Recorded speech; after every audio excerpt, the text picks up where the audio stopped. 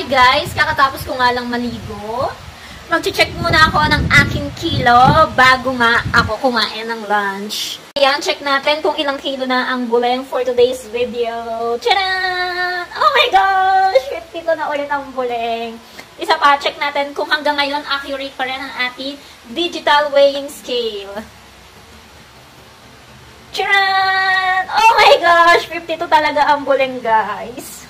So, yun na nga guys, 52 na nga ang buleng, huy.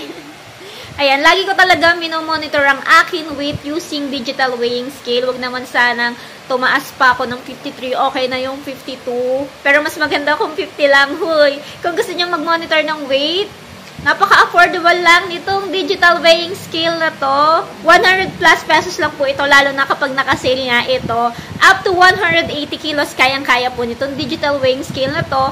And the battery lang po ito. Kaya naman, kapag nawalan ng battery, pwede nyo pong palitan ng battery. Kung gusto nyo to, ilalagay ko ang link nito sa aking yellow basket. Yun lang, bye!